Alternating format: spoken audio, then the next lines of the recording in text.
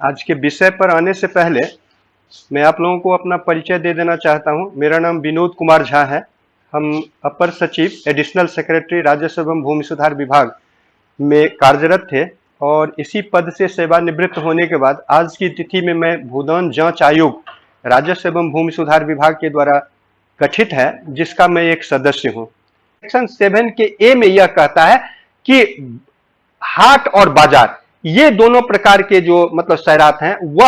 वह किसी भी मतलब एक्स लैंडलॉर्ड में वेस्ट नहीं करेगा। वह टोटल का टोटल मतलब क्या कहते हैं बिहार सरकार में वेस्ट कर गया। और सेक्शन 7 का बी यह कहता है, सेक्शन 7 का बी में उसमें यह प्रावधान किया हुआ है कि जितने भी मतलब क्या कहते हैं मेला है वह सभी का सभी बिहार सरकार में वेस्ट कर गया। अगर उन्होंने रिटर्न में डाला भी अपने नाम पर तो उसकी भी मान्यता नहीं दी जाएगी, वह बिहार सरकार के साथ वेस्टेड माना जाएगा। तो हाट बाजार और मेला, कचहरी, राजस्व कचहरी और सैराती इंटरेस्ट का जितना जलकर था वह सब का सब बिहार सरकार में वेस्ट कर गया। इस पर में किसी भी प्रकार का अधिकार एक्स लैंडलॉर्ड को नहीं रहा और एक्स लैंडलॉर्ड के नाम से इसका लगान निर्धारण करने के लिए का कोई भी प्रावधान कहीं नहीं किया गया। इस प्रकार के जमीन का अगर रिटर्न उन्होंने दाखिल भी किया है तो यह स्पष्ट प्रावधान कर दिया गया कि नहीं, यह टोटल का टोटल इस प्रकार की जितनी जमीन है वह सरकार में वेस्ट कर गई। और इसके बाद गैर मजरूआ मालिक जमीन की बंदोबस्ती की भी शक्ति बिहार सरकार में आ गई। गैर मजरूआ मालिक जमीन बंदोबस्त कर आज की तिथि में या पहले ही यह व्यवस्था जमींदारी उन्मूलन के बाद यह व्यवस्था कर दी गई कि मतलब क्या कहते हैं शेड्यूल ट्राइब और एनेक्सर 1 तीन कैटेगरी के लोगों को इनिशियली यह व्यवस्था की गई कि अनुमंडल पदाधिकारी के द्वारा जमीन की बंदोबस्ती की जाएगी। होम स्टेट पर्पस के लिए 12.5 डिसमिल तक अप टू उसमें 4 डिसमिल भी हो सकता है, 8 डिसमिल भी हो सकता है। और एग्रीकल्चर पर्पस के लिए जो रैयत के द्वारा जितनी धारित जमीन है और जितना जमीन हम बंदोबस्त करने को प्रपोज कर रहे हैं तो दोनों मिला के 2 एकड़ से ज्यादा नहीं होनी चाहिए। मान लिया जाए कोई आदमी भूमिहीन है, उसके पास में 90 डिसमिल जमीन है तो उसको 1 एकड़ 10 डिसमिल जमीन बंदोबस्ती करेंगे अनुमंडल पदाधिकारी। और 1995 में इसको और थोड़ा सा बृहत कर दिया गया। बृहत इन द सेंस कि उसमें यह कह दिया गया कि मतलब पहले था शेड्यूल ट्राइब एनेक्सर 1। 1995 में सरकार ने एक आदेश निकाला जिसके तहत एक अधिसूचना प्रकाशित किया जिसके तहत शेड्यूल ट्राइब एनेक्सर 1 के अलावा एनेक्सर 2 को भी इसमें मतलब क्या कहते हैं इसके साथ डाल दिया गया कि नहीं, अनुमंडल पदाधिकारी ही इन सभी कैटेगरी के लोगों को जमीन की बंदोबस्ती करेंगे बशर्ते प्रोवाइडेड किए भूमिहीन की श्रेणी में आते हैं। और बिहार सरकार के द्वारा भूमिहीन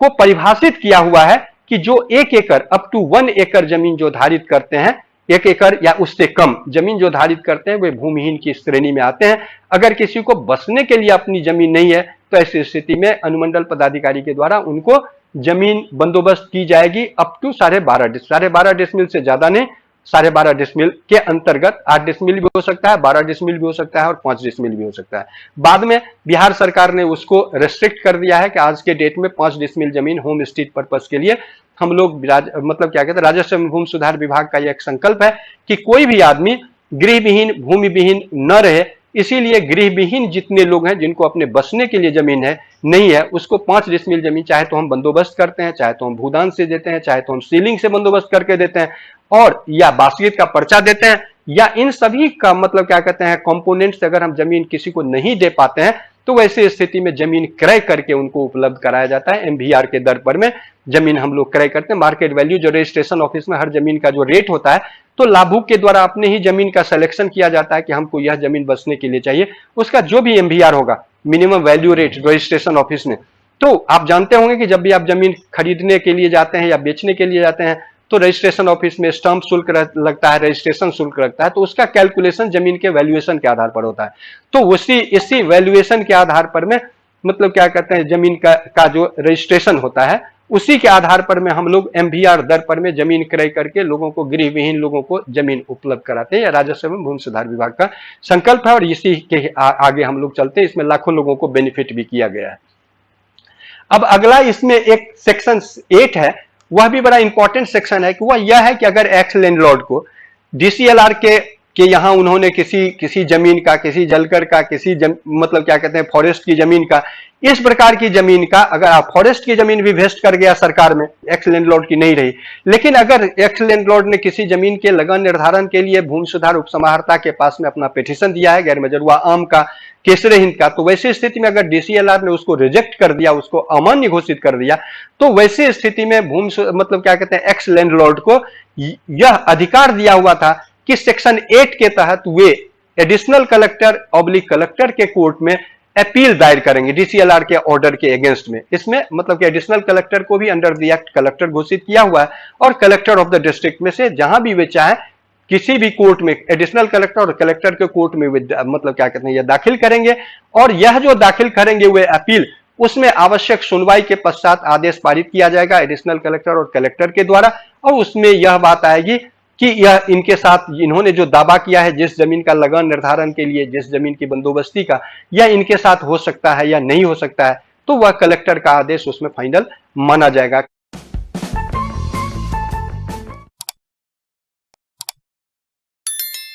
कलेक्टर ऑब्लिक एडिशनल कलाओ, अकॉर्डिंगली उसमें हम लोग आगे की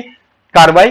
करेंगे। तो ये बातें मतलब क्या कहते हैं, ये भी बड़ा इंपॉर्टेंट सेक्शन है, और इसका सेक्शन 13, 14, 15 तीन सेक्शंस में यह प्रावधान किया हुआ है कि जमींदारी का एबॉलिशन हुआ तो लोग रोड पर में, जैसे मैंने पहले ही कहा कि लोग रोड पर न आ जाए, लोग भिखारी न बन जाए, लोग मतलब नहीं होता है। तो इसके कारण उसमें यह व्यवस्था की गई कि जो जितनी संपत्ति वेस्ट हो रहा है एक्स लैंडलॉर्ड का, उनकी अपनी संपत्ति, उसके विरुद्ध सरकार में जो वेस्ट हो रहा है, मान लिया वो किसी तालाब से मतलब के जलकर के रूप में उपयोग करते थे, उससे उनकी आमदनी मिलती होती थी, कोई हाट से, कोई बाजार से, कोई मेला से उनको आमदनी होती थी, अब वो सरकार में वेस्ट कर गया, तो ऐसी स्थिति में उस वेस्टिंग के अगेंस्ट में उनको क्या कहते हैं कॉम्पेंसेशन की व्यवस्था की गई, और कॉम्पेंसेशन की एक मतलब क्या कहते हैं कैलकुलेशन का एक प्रावधान कर दिया गया कि इस ढंग से कितनी जमीन उनकी गई है उसमें हम इसको कैलकुलेट करेंगे, तो हम बाजार के बदले इनको कितना कॉम्पेंसेशन देंगे, हाट के बदले में कितना कॉम्पेंसेशन के देंगे, जलकर के अगेंस्ट में कितना कॉम्पेंसेशन देंगे, गैर मजरूआ मालिक जमीन सरकार में वेस्ट कर गई है टोटल का टोटल, उसके अगेंस्ट में हम कॉम्पेंसेशन कैसा कितना देंगे। तो ये सभी बातें जब वह कॉम्पेंसेशन का सेक्शन है, उसमें एक्स लैंडलॉर्ड को कॉम्पेंसेशन के रूप में राशि का भुगतान बिहार सरकार के द्वारा किया गया है। उसके टोटल वैल्यूएशन के अनुरूप नहीं है, लेकिन एक फॉर्मूला मतलब कि डाल दिया गया, और जिसके तहत कॉम्पेंसेशन का दर का निर्धारण हुआ, और कॉम्पेंसेशन लोगों को, एक्स लैंडलॉर्ड को कॉम्पेंसेशन का भुगतान किया गया। अब यहां पर मैं मतलब कि एक चीज और ध्यान में याद रखना है कि भूमि सुधार उपसमाहर्ता के द्वारा जितने भी लगान का निर्धारण किया गया है, वह उसका आदेश जो निर्गत हुआ वह फॉर्म एम है। फॉर्म एम में उससे संबंधित आदेश निर्गत किया गया, और आपको मैंने कहा कि और फॉर्म जी, और मतलब कि जी जो है वह सेक्शन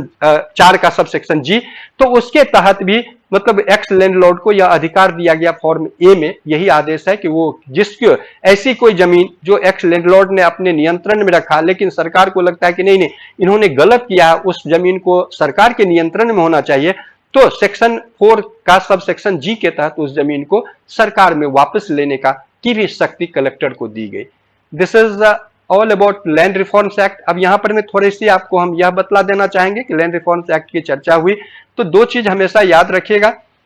कि मतलब एक्स लैंडलॉर्ड को, या लैंड रिफॉर्म्स एक्ट से यह मिलता जुलता है इशू, एक्स लैंडलॉर्ड को गैर मजरूआ मालिक जमीन बंदोबस्त करने की शक्ति दी गई थी, और वह भी 1146 के पहले जो उन्होंने बंदोबस्त किया उसको कोई चैलेंज किसी भी कोर्ट में नहीं किया जा सकता है, उसको बिहार सरकार ने मान लिया। 1146 के बाद अगर मतलब कि एक्स लैंडलॉर्ड ने किसी भी जमीन की बंदोबस्ती की तो, और अगर उनका इंटेंशन अगर गलत था, तो वैसे स्थिति में इसमें यह प्रावधान कर दिया गया कि कलेक्टर उसकी समीक्षा करेंगे, एडिशनल कलेक्टर उसकी समीक्षा करेंगे, और इस प्रकार की बंदोबस्ती को और उसके आधार पर में चल रही जमाबंदी को वे रद्द कर देंगे। अब यहां एक चीज आपको यहां बतला देना चाहेंगे कि इस प्रकार के गैर मजरूआ आम मतलब क्या कहते हैं खास जमीन के जमाबंदी को रद्द करेंगे। मोर ओवर एक्स लैंडलॉर्ड को विभाग ने स्पष्ट दिशा निर्देश निर्गत कर रखा है कि एक्स लैंडलॉर्ड ने अगर किसी गैर मजरूआ आम जमीन को बंदोबस्त कर दिया और उसके आधार पर में अगर कोई जमाबंदी चल रही है तो उसकी भी मान्यता नहीं देगी, उसको भी रद्द करने के लिए प्रस्ताव भेजा जाएगा कंपिटेंट अथॉरिटी के पास में। वह पहले कलेक्टर हुआ करते थे, और आज के डेट में दाखिल खारिज अधिनियम के सेक्शन 9 और दाखिल खारिज नियमावली के नियम 13 में जमाबंदी रद्द करने की शक्ति एडिशनल कलेक्टर को दी गई है, उसके तहत यहां आएगा। इसी प्रकार केसरे हिंद की जो जमीन है उसको याद रखना है कि स्वतंत्रता से पहले, इसीलिए इसका नाम है केसरे हिंद। जब देश आजाद हुआ उसके पहले केसरे हिंद की जमीन भारत सरकार की जमीन हुआ करती थी, मतलब। और लेकिन जब देश स्वतंत्र हो गया, यहां आपको यह मैं बतला देना चाहता हूं एक्ट से थोड़ा अलग हटके, कि भारत के संविधान के 7th शेड्यूल में यह प्रावधान किया हुआ है कि 3 ढंग के जितने भी शासन व्यवस्था के तहत विषय थे उसको 3 भाग में बांटा हुआ है। केंद्र का विषय, राज्य का विषय और समवर्ती सूची। केंद्रीय सूची, राज्य की सूची और समवर्ती कंकरेंट लिस्ट। उसमें यह है कि जैसे मान लीजिए एक्सटर्नल अफेयर्स है तो भारत सरकार डील करेगी, डिफेंस है भारत सरकार डील करेगी, दूसरे देश के साथ में व्यापार है भारत सरकार डील करेगी, उसका नियम वही बनाएगी। इसी तरह से दूसरी व्यवस्था यह हुई कि राज्य सरकार, तो 7th schedule of the constitution में यह दे दिया, भूमि का प्रबंधन जो है वह राज्य सरकार को दे दिया, तो राज्य सरकार को दे दिया। इसी के तहत जितने भी एक्ट हैं देखिएगा, Bihar tenancy act, Bihar land reforms act, Bihar survey act, Bihar consolidation act, Bihar ceiling act, Bihar दाखिल खारिज अधिनियम, जो भी एक्ट हैं वे सभी के सभी बिहार सरकार के द्वारा बनाया गया है। वह इसलिए बनाया गया कि संविधान के 7th शेड्यूल में यह व्यवस्था कर दी गई कि जमीन का प्रबंधन राज्य सरकार के द्वारा किया जाएगा। और यही कारण है कि राजस्व एवं भूमि सुधार विभाग बिहार सरकार में है, केंद्र सरकार में राजस्व एवं भूमि सुधार विभाग नहीं है। तो इसको थोड़ा सा याद रखना है। तो इसी के साथ मैं कह रहा था केसरे हिंद की बात, तो केसरे हिंद की जमीन पहले भारत सरकार की हुआ करती थी, लेकिन चूंकि यह व्यवस्था होगी कि भूमि का प्रबंधन राज्य सरकार करेगी, तो संविधान लागू होने 26 जनवरी 1950, देश तो मतलब 15 अगस्त 1947 को स्वतंत्र हुआ, लेकिन संविधान अपने देश में लागू हुआ है 26 जनवरी 1950 को। तो 26 उस डेट को हमारा अपना देश गणतंत्र हुआ, गणतंत्र घोषित हुआ। तो 26, तो इसके लिए यह प्रावधान कर दिया गया केसरे हिंद की जमीन यदि भारत सरकार के नियंत्रण में है, उदाहरण के लिए रेलवे का लाइन बना के, रेलवे का स्टेशन बना के, गेस्ट हाउस बना के, मिलिट्री का कैंटोनमेंट बना के, जैसे दानापुर में है आप देख रहे हैं, तो मिलिट्री इस रूप में अगर केसरे हिंद जमीन पर में भारत सरकार का दखल कब्जा है तो उसको भारत सरकार की जमीन मान ली जाएगी। शेष केसरे हिंद की सभी जमीन बिहार सरकार की हो गई, बिहार सरकार में वह वेस्ट हो गया। तो बिहार सरकार ने यह भी प्रावधान कर दिया कि केसरे हिंद जमीन को भी बंदोबस्त करने की शक्ति एक्स लैंडलॉर्ड को नहीं थी। इसलिए नहीं थी कि वह तो भारत सरकार की जमीन थी पहले, during the period of x landlord. तो इस कारण से मतलब क्या कहते हैं, अगर इस प्रकार से किसी केसरे हिंद जमीन की बंदोबस्ती एक्स लैंडलॉर्ड के द्वारा किया जाना पाया जाता है और उसके आधार पर अगर जमाबंदी चलती है, तो पहले तो 4H के तहत, मतलब सेक्शन 4 का सब सेक्शन H के तहत उसको रद्द करना था। और अगर वह किसी कारण से वह रद्द नहीं हो सका तो आज के डेट में 2011 से दाखिल खारिज अधिनियम के सेक्शन 9 और रूल 13 को हमेशा याद रखा जाएगा। या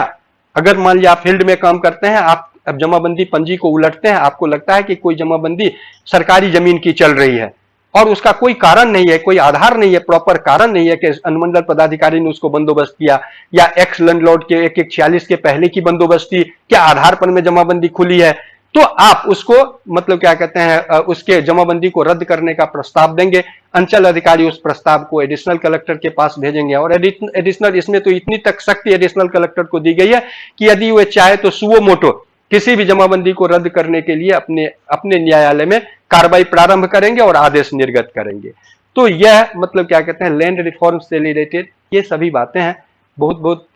धन्यवाद आपको ध्यान से सुनने के लिए।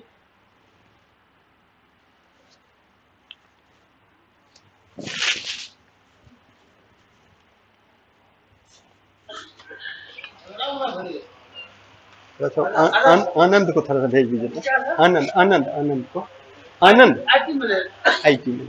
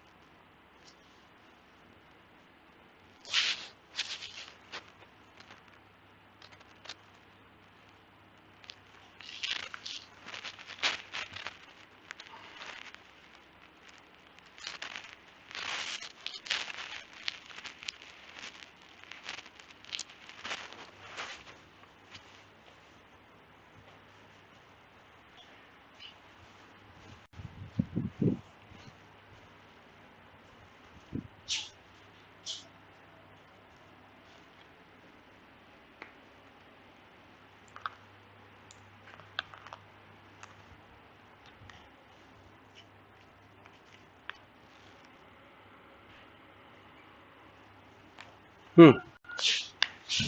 हो गया।